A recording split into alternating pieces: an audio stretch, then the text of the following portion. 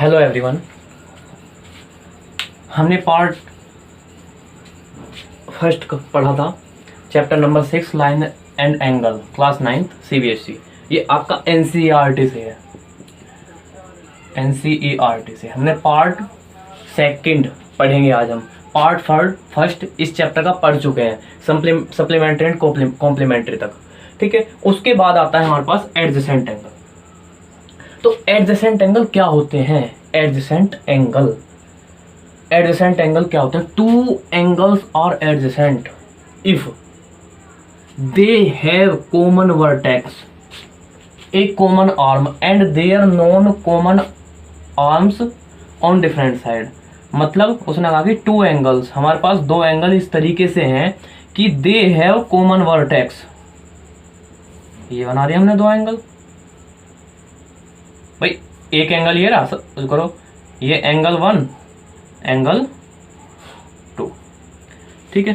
तो हमने कहा ये वर्टेक्स है, तो वर्टेक्स क्या हो गया हमारे पास? कॉमन है। Common vertex, a common arm, ये कॉमन आर्म है एक हमारे पास, and there non common arms, जो ये नॉन कॉमन आर्म्स हैं ये आर ऑन डिफरेंट साइड। तो ये हमारे पास क्या है? डिफरेंट साइड्स में है, different sides.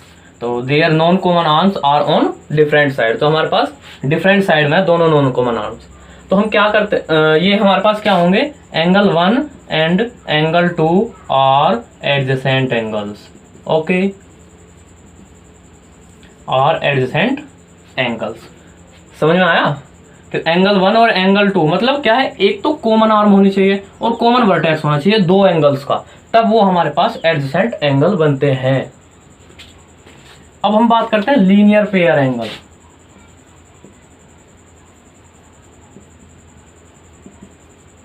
Linear pair angles हम LPA भी बोल सकते हैं, लीनियर पेयर एंगल को।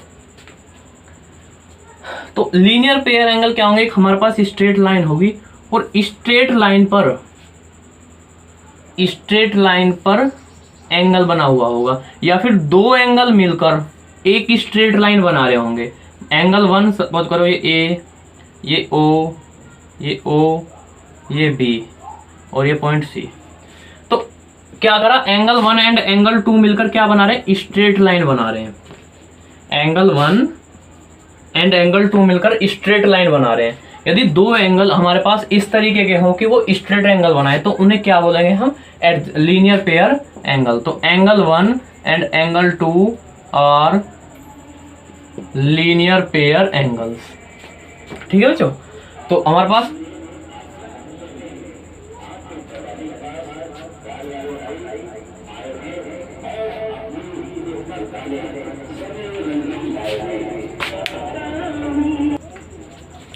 ठीक है भाई, angle 1 and angle 2 are linear pair angles. तो हमारे पास angle 1 and angle 2 linear, straight line का मतलब होता है कि यदि दोनों मिलकर 180 डिग्री बनाए, यदि angle 1 plus angle 2 equal to 180 degree हो, ठीक है। हम आगे एक्सियोम्स पढ़ेंगे, आपको मैं यहाँ पे इस वजह से बता डायरेक्टली कि इनका 180 होगा, क्योंकि एक्सियोम्स जो हमारे पास एक्सियोम्स हैं वो पढ़ेंगे हम, ठीक है बच्चों।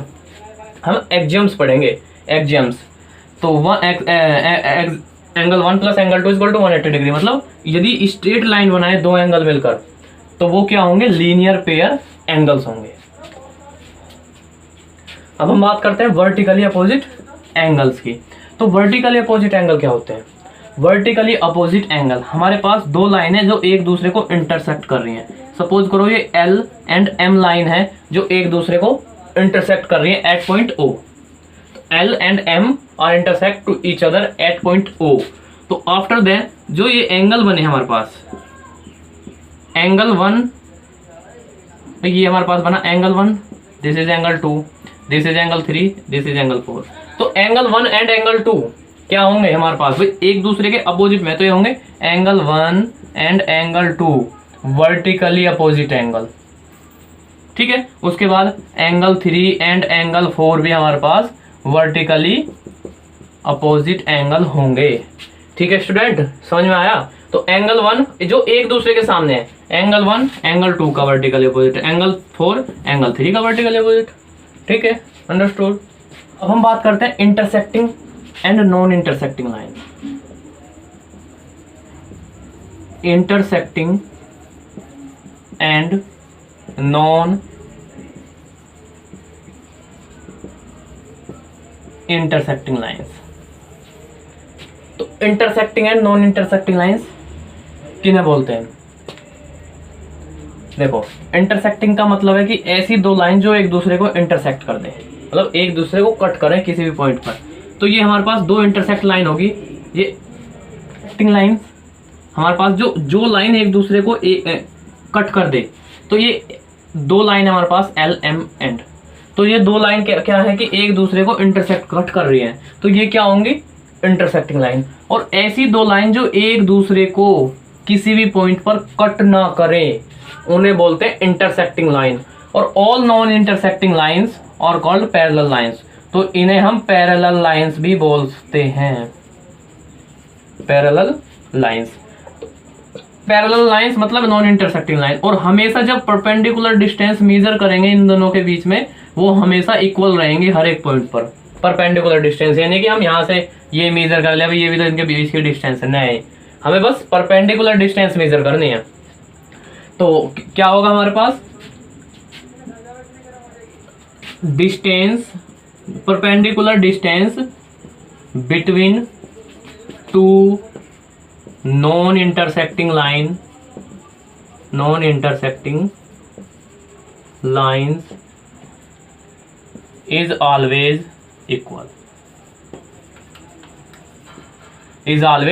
इक्वल।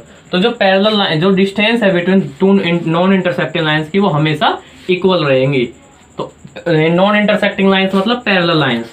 Okay, got it. अब हमें क्या बताना है कि हमारे पास पेयर ऑफ एंगल्स पढ़ते हैं। अब हम पेयर ऑफ एंगल्स, तो पेयर ऑफ एंगल्स में क्या है? पेयर ऑफ एंगल्स में जो हमारे पास एग्जाम्स 6.1 है, वो क्या कहता है कि इफ ए रे स्टैंड ऑन लाइन, ये एक हमारे पास लाइन है ए बी, इस पर एक रे स्टैंड करता है यहाँ ओ पॉइंट से, तो then the sum of two adjacent angle. तो हमने क्या पढ़ा था? ये क्या पढ़ा था हमने? लीनियर पेयर एंगल के बाद हमने पढ़ा था, सॉरी, लीनियर पेयर एंगल क्या पढ़ा था हमने? बताया था कि लीनियर पेयर क्या होंगे? जो स्ट्रेट लाइन पर दो एंगल बने हुए होंगे, वो लीनियर पेयर है। तो जैसे एंगल 1 एंड एंगल 2, तो दो एंगल 1 एंड एंगल 2, तो वर्ड एडजेसेंट एंगल क्या बताया था कि एक कॉमन वर्टेक्स, एक कॉमन आर्म और दो नॉन कॉमन जो आर्म्स होंगी वो अलग अलग डायरेक्शन में होंगी। तो दो एडजेसेंट एंगल मिलके यदि स्ट्रेट लाइन पर एक रे स्टैंड करती है और वो दो एडजेसेंट एंगल बना देती है, तो इन दो एडजेसेंट एंगल्स का सम होता है 1 plus angle 2 equal to 180 degree. ये ऑलवेज हमेशा होता है। स्ट्रेट लाइन, ये एक रे, मतलब ये हमारे पास लीनियर पेयर हो गया, और the sum of linear pair angle is 180 degree. Same यहाँ है, if the sum of two adjacent angle, हमारे पास दो एडजेसेंट एंगल है, सपोज करो two adjacent angles is 180 degree. हमारे पास दो एडजेसेंट एंगल है, और यदि इन दो एडजेसेंट एंगल का सम 180 डिग्री हो, जो हमारे पास ये नॉन कॉमन आर्म्स है, ये स्ट्रेट लाइन होगी। If angle 1 plus angle 2 is equal to 180 degree, then A B is a straight line. Okay, understood. अभी हमने एग्जाम्स पढ़ा, दो एग्जाम्स पढ़े, अब पढ़ते हैं हम थ्योरम 6.1। थ्योरम 6.1 में क्या? इफ टू लाइन इंटरसेक्ट, हमारे पास दो लाइन है, ये दो एक दूसरे को इंटरसेक्ट करते हैं, तो हमारे पास क्या बनाती है? ये और ये तो वर्टिकली अपोजिट हो गया, और एंगल ये वर्टिकली अपोजिट हो गया हमारे पास। तो ये x, ये y, ये w, ये z। तो हमें क्या शो करना है कि y is equal to z होगा और x is equal to w होगा। तो सबसे पहले हम लिखते हैं गिवन। गिवन क्या है? तो हमारे पास गिवन है, इसमें गिवन एंड सी डी। तो हमारे पास सॉरी सी डी। तो गिवन है कि A B and C D two intersecting lines, ये गिवन है हमारे पास, टू इंटरसेक्टिंग लाइंस। उसके बाद प्रूव क्या करना है हमें? टू प्रूव प्रूव क्या करना है, प्रूव करना है कि vertically opposite angle are equal. तो वर्टिकल अपोजिट क्या है, एक्स और वाई, सॉरी एक्स और डब्ल्यू। तो x angle x is equal to angle डब्ल्यू and angle y is equal to angle z. ये हमें इसमें प्रूव करना है। ठीक है स्टूडेंट्स, तो अब देखिए करते क्या है हम। ठीक है, प्रूफ के लिए क्या करना है अब हमें,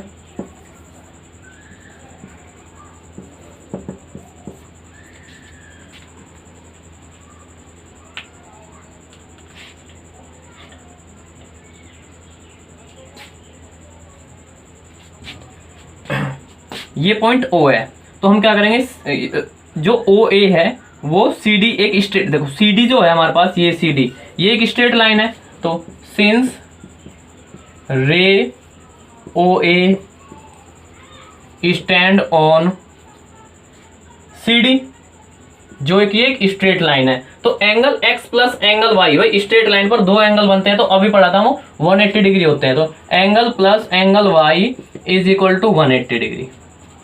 ठीक है, समझ में आया। अब नेक्स्ट सिमिलरली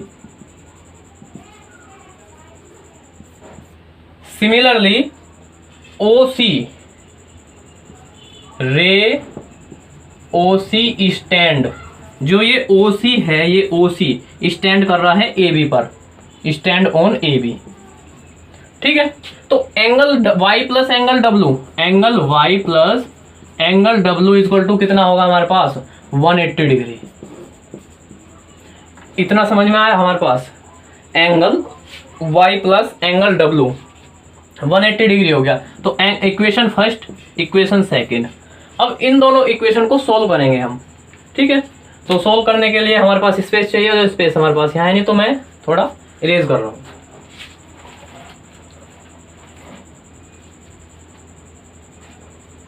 एक बार फिर समझ लीजिए, उसके बाद इरेज करूंगा। If two line intersect each other, एक दूसरे को जब दो लाइन इंटरसेक्ट कर रही है, then vertically opposite angle are equal. तो हमारे पास वर्टिकल अपोजिट एंगल होंगे, वो इक्वल होंगे। तो क्या करा हमने, पहले ये स्ट्रेट लाइन ली, स्ट्रेट लाइन पर दो एंगल बन रहे हैं, तो x और y को ऐड करा 180 डिग्री। फिर ये वाली स्ट्रेट लाइन ले ली हमने, तो ये दो एंगल बन रहे हैं स्ट्रेट लाइन पर, तो y और w को ऐड करा 180 डिग्री बन गया।